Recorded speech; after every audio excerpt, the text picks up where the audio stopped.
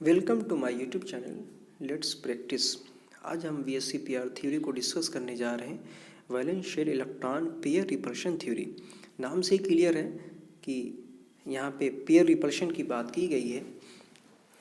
इसमें हम सबसे पहले रेगुलर ज्योमेट्री और रिपल्शन ऑर्डर को हम इसको समझते हैं कि इसका रिपल्शन ऑर्डर है क्या। सबसे ज़्यादा हमने रिपल्शन इसमें देखा तो लोन पेयर का है। उसके बाद लोन पेयर बॉन्ड पेयर, सबसे कम जो रिपल्शन है वो बॉन्ड पेयर का है। अब हम रेगुलर ज्योमेट्री को समझते हैं कि रेगुलर ज्योमेट्री क्या है। तो हमने देखा कि हमने दो एग्जांपल्स लिए हैं जिसमें CH4 मॉलिक्यूल और BF3 मॉलिक्यूल सामने स्क्रीन में दिख रहा है।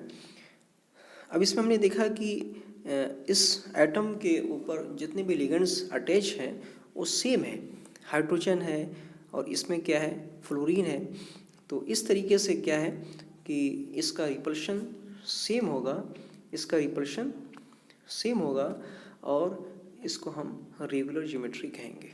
इसी तरीके से फ्लोरीन और का भी रिपल्शन सेम होगा और इसे हम रेगुलर ज्योमेट्री कहेंगे।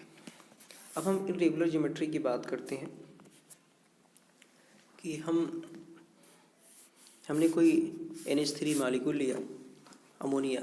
उसमें हमने देखा कि एक लोन पेयर है और 3 बॉन्ड पेयर अटैच हैं, जिसकी वजह से क्या है, इसमें डिस्टॉर्टेड हो रहा है बॉन्ड।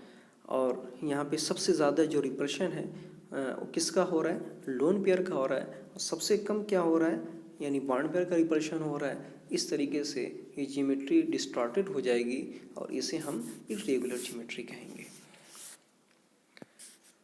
अब हम आगे इस एग्जाम्पल के ज़रिए से VSEPR थ्योरी को बहुत अच्छी से समझेंगे कि VSEPR थ्योरी का मेन फीचर क्या है। जैसे हमने यहाँ पे 3 तरीके के मॉलिक्यूल लिए हैं,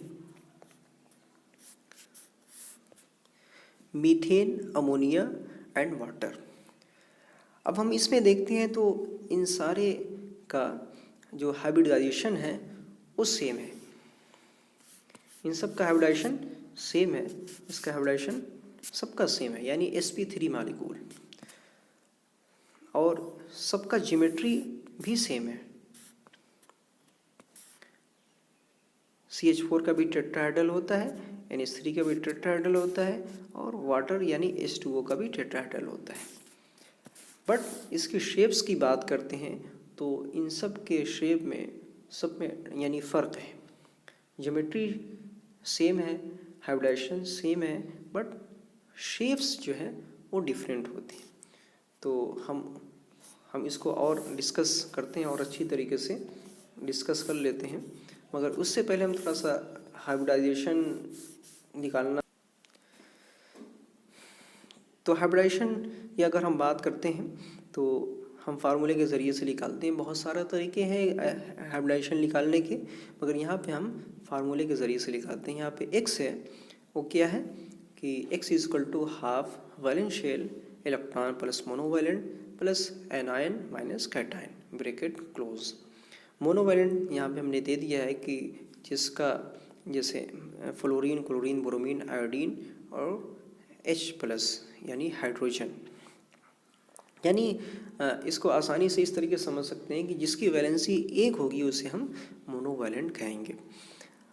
और x है, जो x का मतलब ये है कि नंबर ऑफ लोन पेयर और बॉन्ड पेयर, ये दोनों का सम को हम कहेंगे x, यानी sum of lone pair plus bond pair, उसको हम x कहेंगे। अब यहाँ पे हम देखते हैं कि x की वैल्यू हम फाइंड आउट करते हैं किसी भी मॉलिक्यूल की, उसके अकॉर्डिंग हम हाइब्रिडाइजेशन समझते हैं। अब देखिए, अगर किसी भी x की वैल्यू अगर 2 आती है तो हमने कहा sp3 आती है तो sp2, 4 आती है तो sp3, 5 आती है तो sp3d, 6 आती है sp3d2, इसी तरीके 7 का sp3d3। अब हम यहाँ पे एक हाइब्रिडाइजेशन फाइंड आउट करते हैं जिससे हमें समझ में आ जाएगा। हमने कार्बन डाइऑक्साइड मॉलिक्यूल का हाइब्रिडाइजेशन फाइंड आउट करना है। इसमें सबसे पहले x = half valence electron plus monovalent plus anion minus cation bracket close. अब यहाँ पे हमने वैलेंस इलेक्ट्रॉन की अगर हमने बात की है तो वैलेंस इलेक्ट्रॉन कार्बन के 4 होते हैं, ठीक है, कार्बन के 4 होते हैं और मोनोवैलेंट इसमें कोई नहीं है और माइनस एनायन और कैटायन कोई नहीं है। तो इस तरीके से हमारा फाइनली एक्स की वैल्यू जो आ जाएगी वो 2 आ जाएगी। अब हमने यहाँ पे देखा कि अगर एक्स की वैल्यू 2 है तो हमारा कौन सा हाइब्रिडाइजेशन मिलता है, sp हाइब्रिडाइजेशन। इस तरीके से यहाँ पे हमने CH4 मॉलिक्यूल का हमने एक्स निकाला तो हाफ इसमें यानी मोनोवैलेंट 4 होता है तो हमने 4 + 4 कर दिया और इस तरीके से हमारा फाइनली हमारा x की वैल्यू 4 आ गई। इसी तरीके से NH3 की भी 4 आ गई और H2O को भी 4 आ गई। तो हमने देखा कि सबका हाइब्रिडाइजेशन सेम है और सबका ज्योमेट्री क्या है, सबकी ज्योमेट्री सेम है यानी टेट्राहेड्रल है। अब हम बात करते हैं जैसे NH3 मॉलिक्यूल की अगर हम बात करते हैं तो इसका इस तरीके से स्ट्रक्चर हमें देखने को मिलता है। तो हम आम तौर से जो ज्योमेट्री में काउंटिंग करते हैं तो ये सारे बॉन्डिंग की बात करते हैं, चाहे लोन पेयर हो चाहे बॉन्ड पेयर हो, ठीक है, चाहे लोन पेयर इलेक्ट्रॉन हो चाहे बॉन्ड पेयर इलेक्ट्रॉन हो, सबको हम काउंट करते हैं, ठीक है। इस तरीके से ये क्या हो गया, टेट्राहेड्रल हमारी ज्योमेट्री हो जाएगी, ठीक है। और हम शेप के अंदर जो करते हैं, शेप के अंदर हम इसको काउंट नहीं करते हैं, इसको काउंट नहीं करते हैं। अब इस तरीके से अगर हम देखते हैं तो ये क्या हो गया, हमारा टेट्राहेड्रल ज्योमेट्री हो जाती है। और इसका जो शेप होगा तो यहाँ पे चूंकि इसको काउंट करना नहीं है तो ये हमारा कैसा लग रहा है, बेंट यानी हमारा पिरामिडल टाइप हमारा शेप लग रहा है। इस तरीके से हम इसका नाम पिरामिडल लिखते हैं।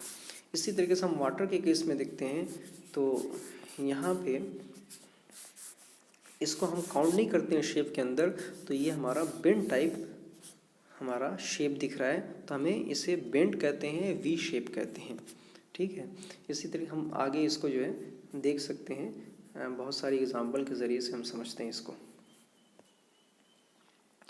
तो यहाँ पे ये एग्जाम्पल है, sp हाइब्रिडाइजेशन का एक मॉलिक्यूल हमने लिया जिसमें नंबर ऑफ बॉन्ड पेयर क्या है, 2 है और लोन पेयर ऑफ इलेक्ट्रॉन कोई नहीं है, तो इसका ज्योमेट्री और शेप दोनों क्या होगा, लीनियर होगा। अब हम sp2 हाइब्रिडाइजेशन की बात करते हैं जिसमें नंबर ऑफ इलेक्ट्रॉन 0 है और नंबर ऑफ बॉन्ड पेयर क्या है, वो हमारा 3 है। इस तरीके ट्राइगोनल ये शेप भी बनाएगा और ज्योमेट्री भी ट्राइगोनल बनाएगा।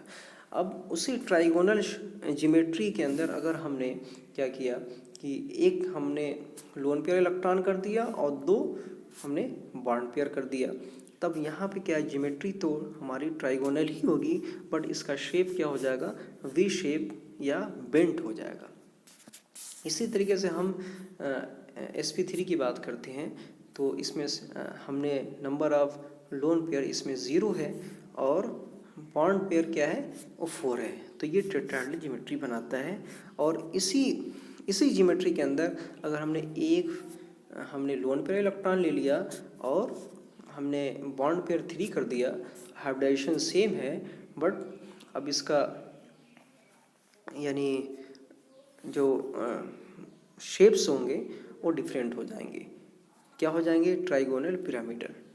हमने नाइट्रोजन की बात करी थी कि इस तरीके से हमने कहा, तो हम इसको काउंट नहीं करते हैं शेप में, ये पिरामिडल टाइप लग रहा है तो इसका शेप हमने क्या नाम दे दिया, पिरामिडल, ट्राइगोनल पिरामिडल। इसी तरीके से हमने वाटर का भी केस लिया तो इसमें क्या है, वाटर के केस में हमने ऊपर का ये इसको हम काउंट नहीं करते हैं लोन पेयर को, तो ये हमारा वी शेप टाइप दिख रहा है, तो ये हमारा ज्योमेट्री क्या हो जाएगी, टेट्राहेड्रल। बट शेप की बात करेंगे तो शेप में इसको काउंट नहीं करते हैं, तो ये हमारा वी शेप यानी बेंड शेप ये है। तो आई होप कि आपको ये वीडियो पसंद आई होगी। अगर पसंद आए तो लाइक शेयर सब्सक्राइब कर दीजिएगा और आगे इंशाअल्लाह हम और मज़ीद इसका sp3d का और sp3d2 इस फॉर्म में और हम मज़ीद लेके आएंगे, है ना।